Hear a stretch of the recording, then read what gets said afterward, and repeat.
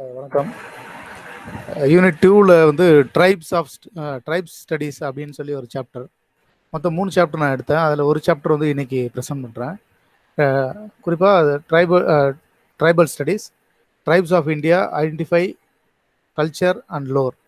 இதுதான் என்னுடைய ஒரு presentation. Introduction. Tribes of India, identity, culture and lore aims to provide you with an understanding of different kinds of tribes that live in India, their nature of distribution across the landscape of India, and their various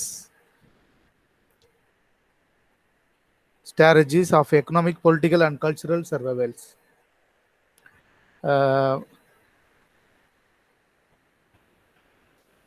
Tribes of India அப்படின்னு சொல்லும்போது, the concept of tribe and their geographical distribution of India, அவர் வந்து ஒரு புவியியல் சார்ந்து இருக்கக்கூடிய வகைப்பாட்டின் கீழே நம்ம வந்து இந்த ட்ரைப் பழங்குடியினர் அவர்களை வந்து நம்ம பார்க்கலாம் அப்படின்னு சொல்கிறாங்க.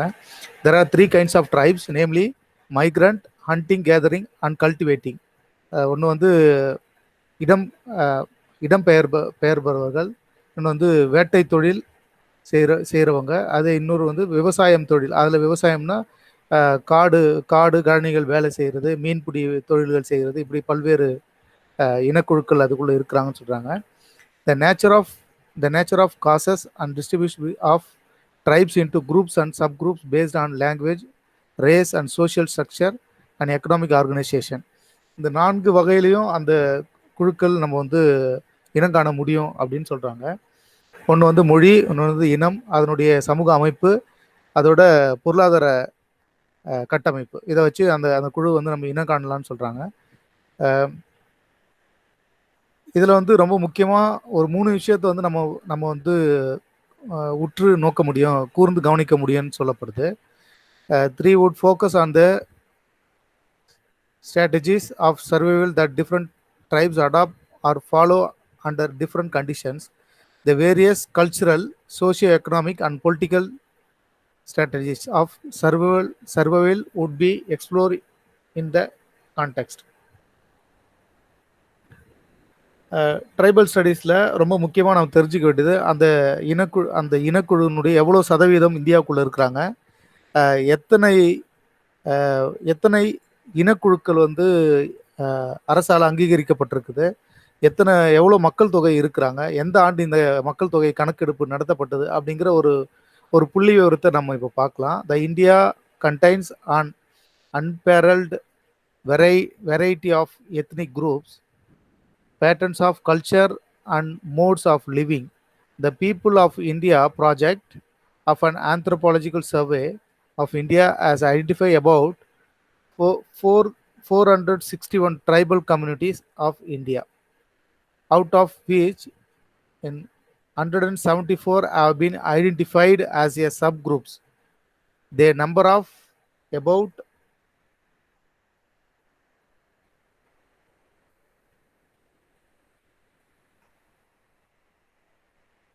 67 lakhs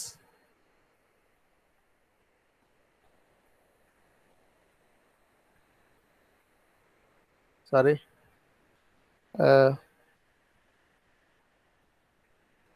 67 லட்சத்தி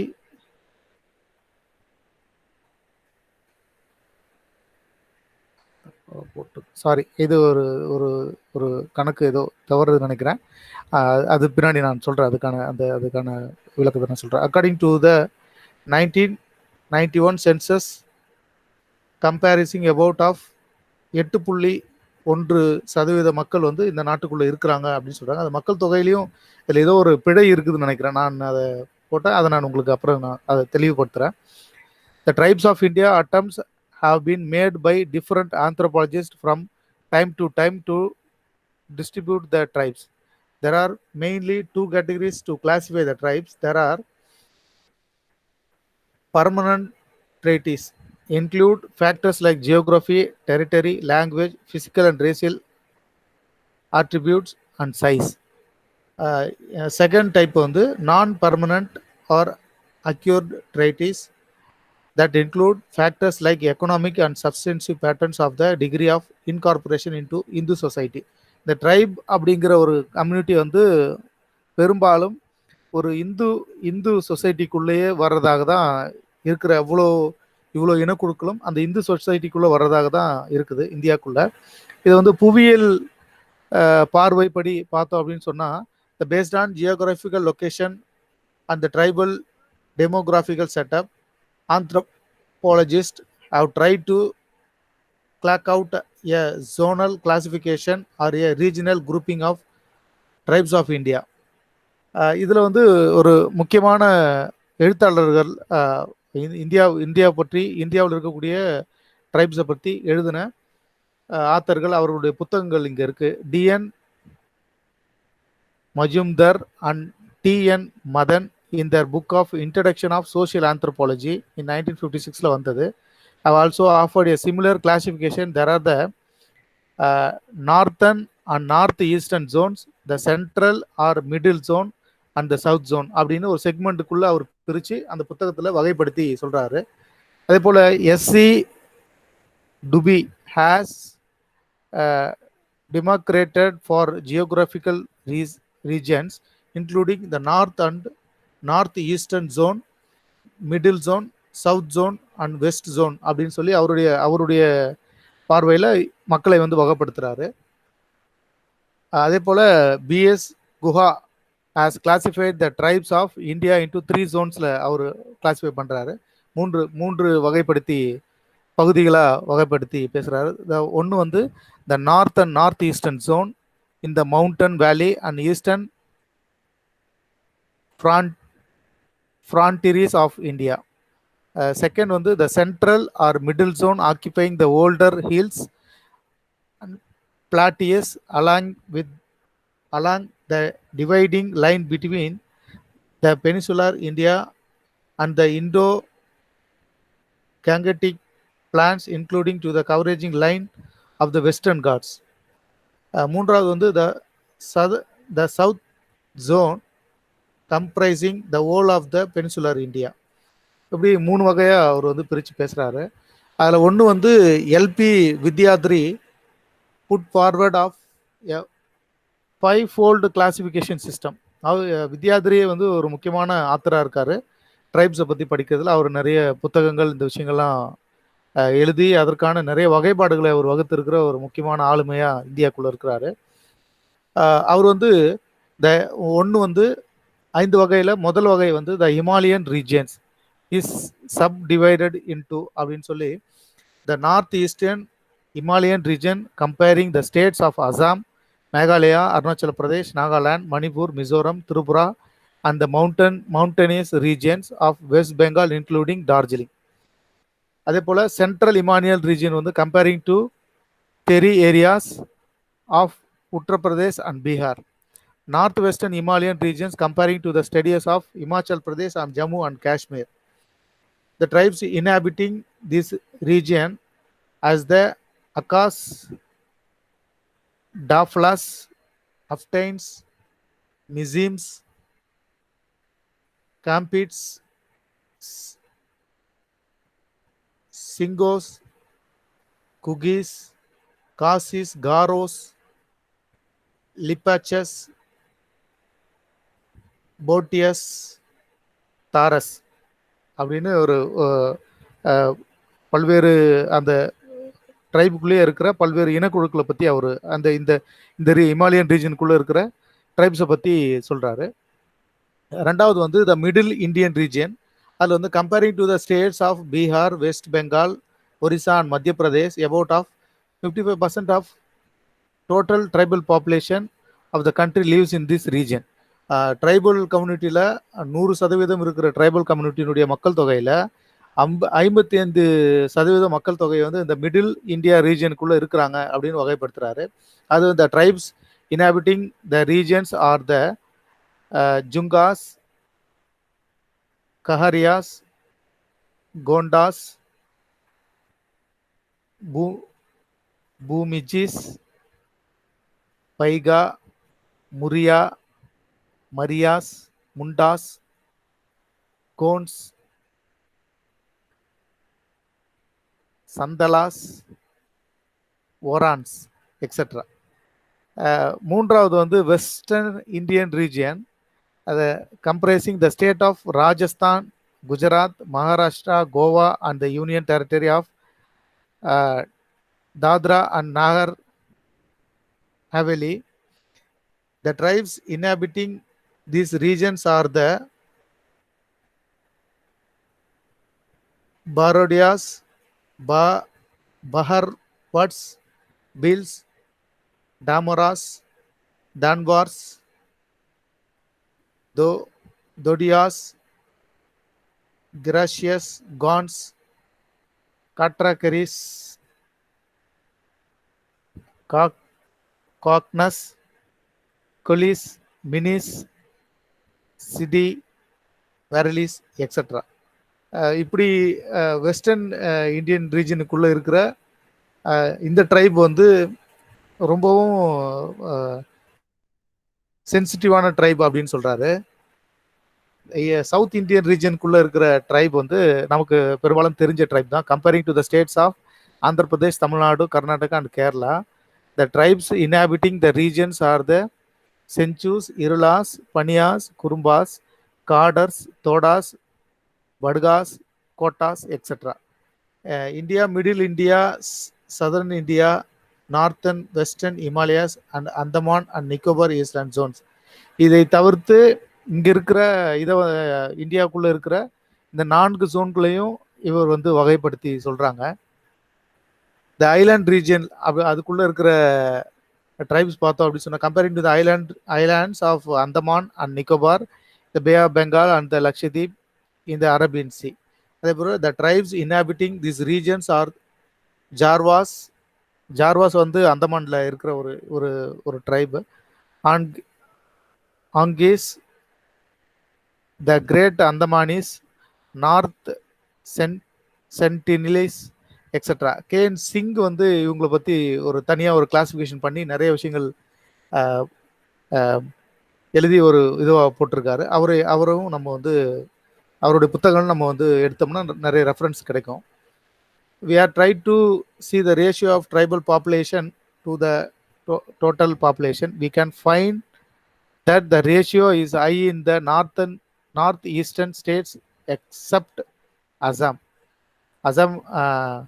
அதே போல் it's range from 64 to 95% in Meghalaya, Nagaland, Mizoram, Sikkim and Arunachal Pradesh, and between 30 to 35% of in Tripura and Manipur. Therefore, the ratio is over 90% in the Union Territory and Lakshadweep, where in the ranges of 20 to 23% in Orissa and Madhya Pradesh in central India. In the rest of the country, the ratio changes from as low 1 to 12%. Beside the zonal and geographical distribution, tribes have also been classified on the basis of their ecological habitat. On this basis, they are classified as those who live in the hills, Karbis, hill Tiwas of Assam, plains, Bodas, Singfos, forests, Kadars of Kerala, rural, urban and industrial areas.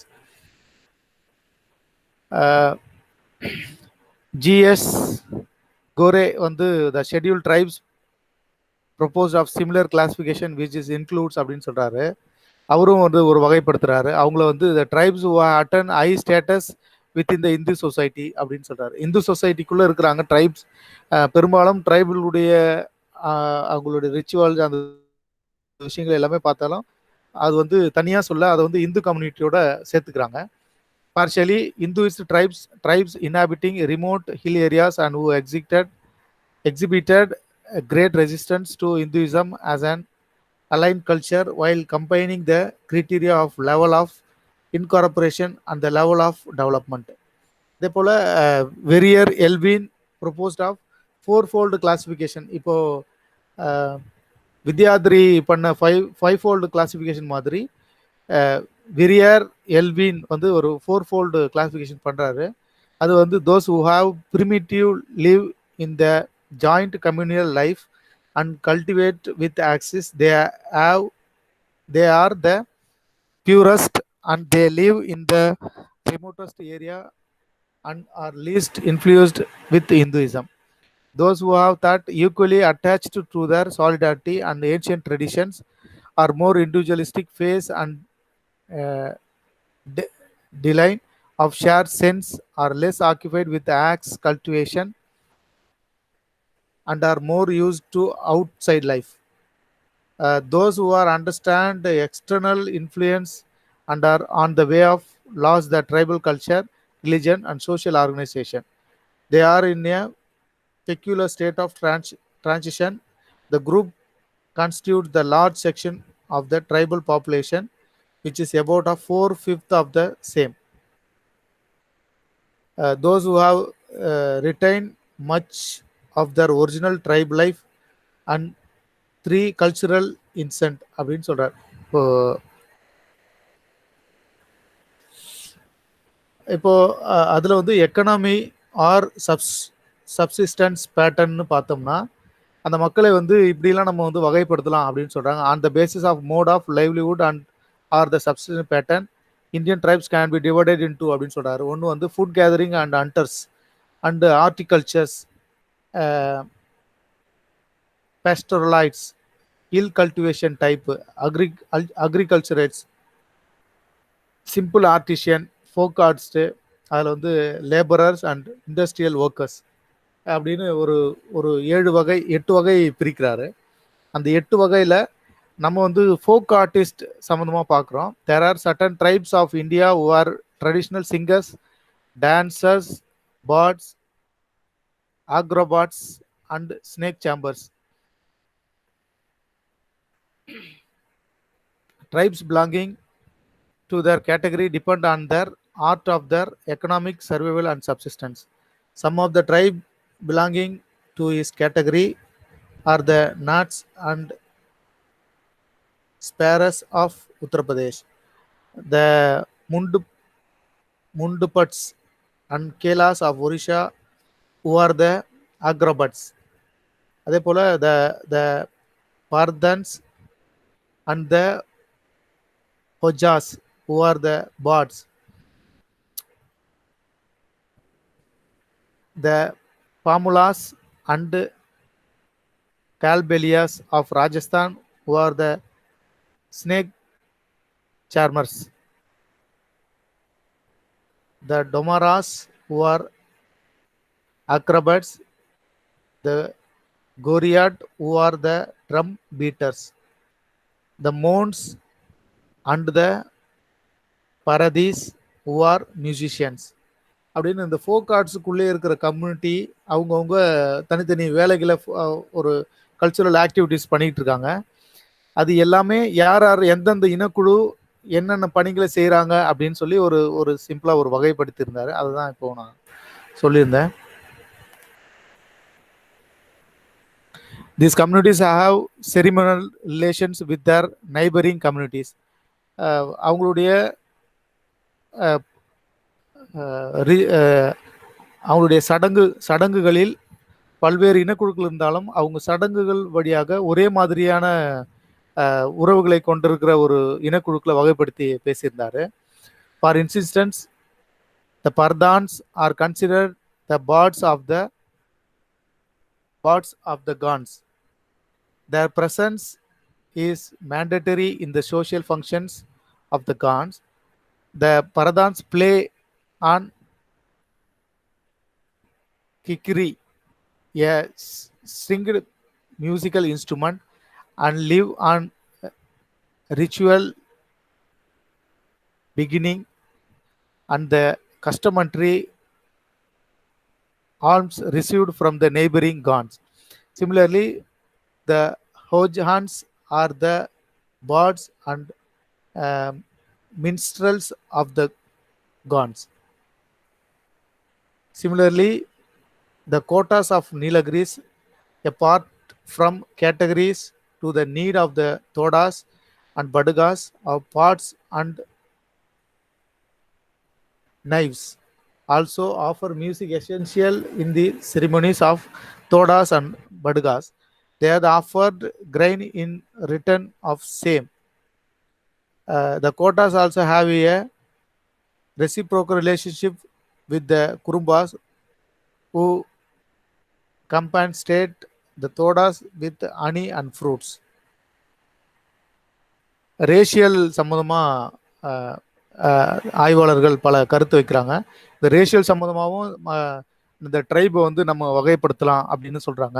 On the basis of physical attributes, anthropologists have tried to categorize the tribal population from the time to time, but due to the lack of available knowledge and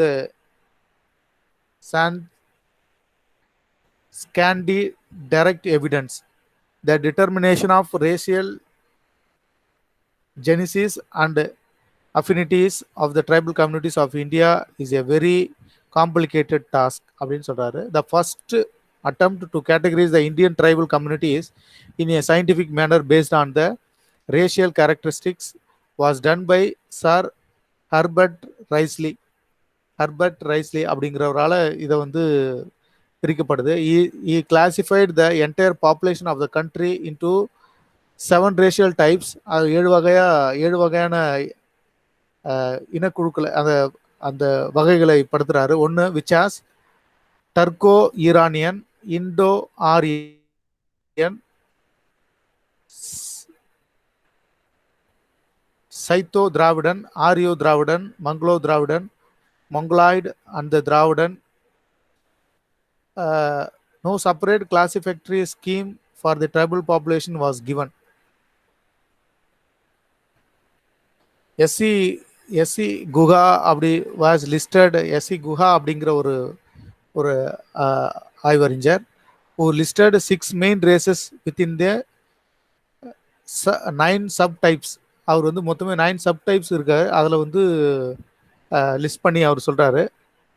ரொம்ப முக்கியமானது என்னன்னா, அவரோட சேர்ந்து the more recent attempt of classification was given by J.H. Hutton, S.C. Guha and D.N. Majumdar, out of which is the most concept classification is that offered by, there are the following: Nigirito, Proto, Australoid, Mongoloid, Paleo-Mongoloids, long-headed and board-headed, Tibeto-Mongoloids, Mediterraneans, Paleo-Mediterraneans, Oriental type, Western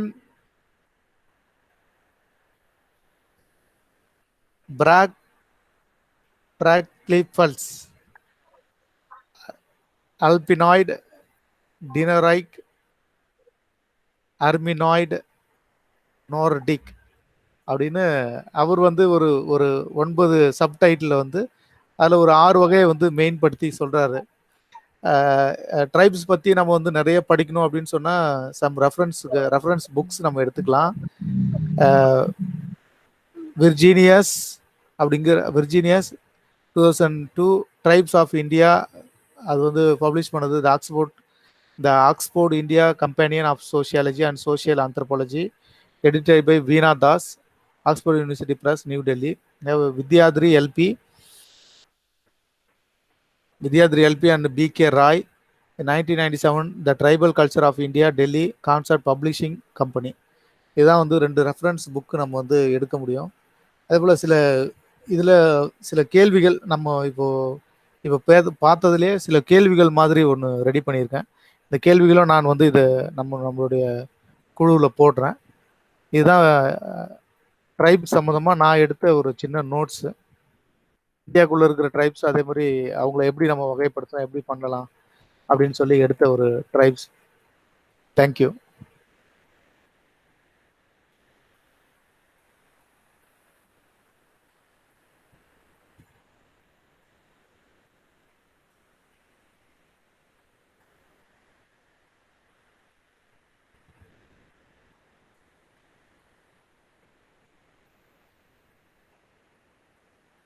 அடுத்து நான் வந்து start பண்ணுறேன்.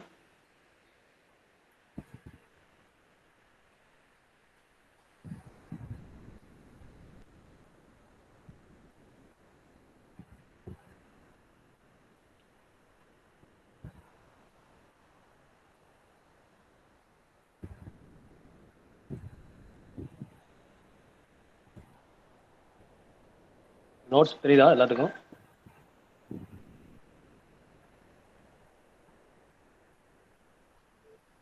தெரியுதுண்ணே.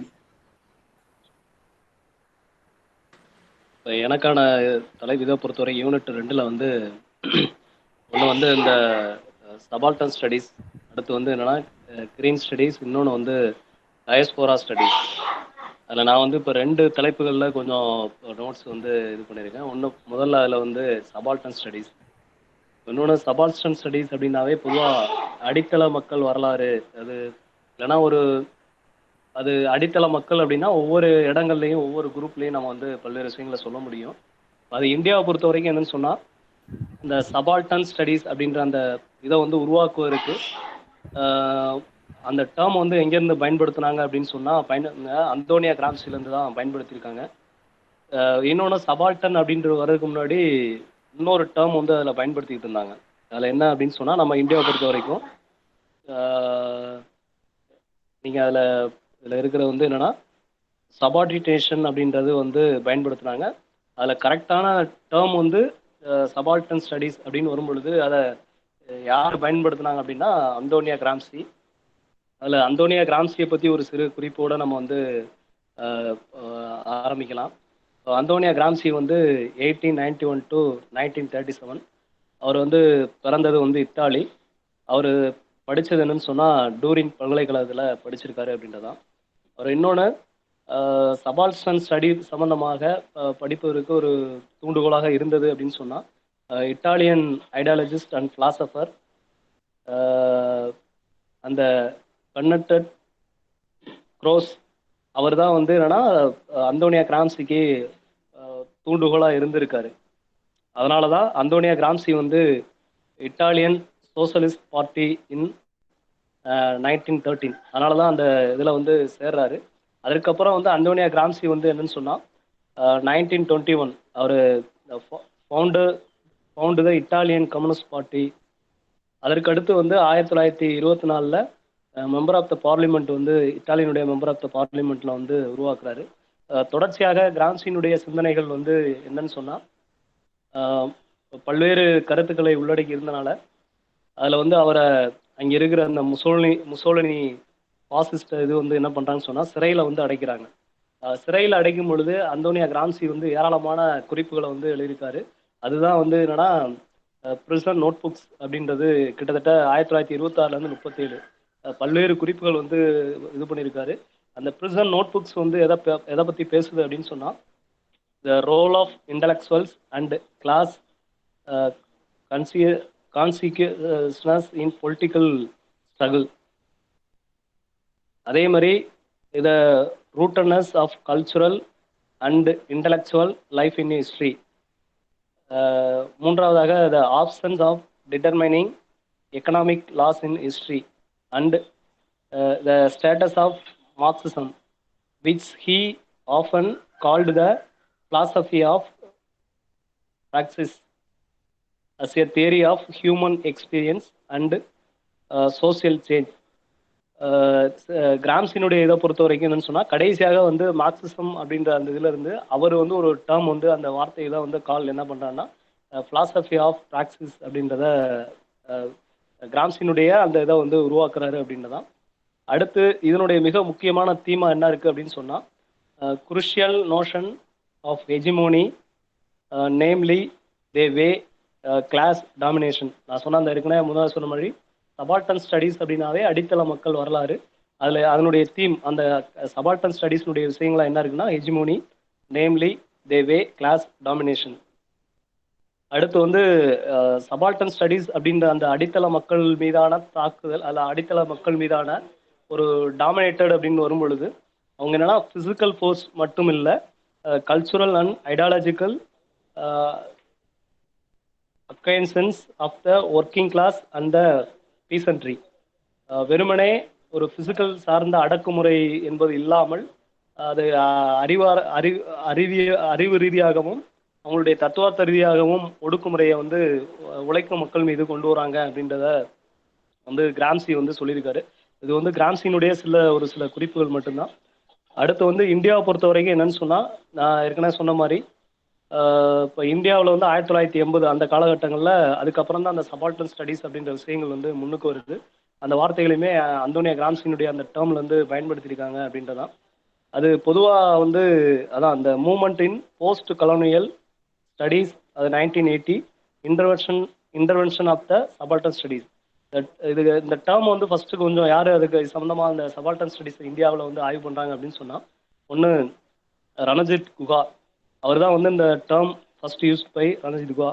அப்புறம் இந்த word name for the general attribute of அந்த ஏற்கனவே சொன்ன மாதிரி சபார்டினேஷன், அந்த வார்த்தையை சபால்டன் ஸ்டடீஸ் அப்படின்றதுக்கு முன்பாக subordination in South Asian society, இது வந்து குறிப்பாக என்னன்னு சொன்னால் ஒரு இராணுவ படையில் இருக்கிற இப்போ இராணுவத்துக்கு கீழே படையில் இருக்கிற அதிகாரிகளுக்கு கீழே இருக்கிற விஷயங்கள் அப்படின்ற மாதிரியான விளக்கங்களோடு இருந்திருக்கு. அதுக்கப்புறம் தான் அது வந்து மாற்றப்பட்டிருக்கு அப்படின்றதான் ஒன்று. அது மாதிரி express in terms of class, caste, age, gender and office or in the any other way. Subaltern studies சம்மந்தமாக நம்ம வந்து எந்த மாதிரியான அப்ரோச்சை வந்து கொண்டு வர வேண்டியதுன்னு சொன்னால், இந்த கேஸ்டன் எல்லாம் வந்து இந்த மாதிரி இதோட கொண்டு வர வேண்டிய தேவை இருக்குது. அது சார்ந்து நம்ம வந்து பார்க்க வேண்டியிருக்கு அப்படின்றதான். அடுத்து இன்னொன்று சபால்டன் ஸ்டடீஸ் வந்து என்னன்னு சொன்னால், binary relationship, subaltern and ruling class, binary ரிலேஷன்ஷிப்பை சபால்டன் ஸ்டடீஸ் வந்து இருக்கு அப்படின்றதான் ஒன்று. அடுத்து இன்னொன்று வந்து என்ன சொன்னால், subaltern studies the interplay of dominance and subordination, அந்த இது ரெண்டுக்குமான ஒரு இதை வந்து இன்டர்பிளே பண்ணுது அப்படின்றத சொல்கிறாங்க. அடுத்து இன்னொன்று subaltern studies aims to uncover the histories of groups, அது வந்து கலோனியல் அண்ட் நேஷனலிஸ்ட். இந்த சபால்டன் ஸ்டடீஸ் வந்து என்னன்னு சொன்னால், அதனுடைய முக்கியமான ஆய்வாக எப்படி இருக்கு அந்த இதை சொல்ல வராங்க அப்படின்னா, ஹிஸ்டோரிக் குரூப்ஸ் வந்து வரலாற்று ஆய்வாளர்கள் சபால்டன் ஸ்டடீஸை வந்து எப்படி பார்க்கணும்னு சொல்கிறாங்கன்னா, கலோனியல் அண்ட் நேஷனலிஸ்ட் அப்படின்ற தன்மையோட அப்ரோச் என்பது பண்ணுறாங்க.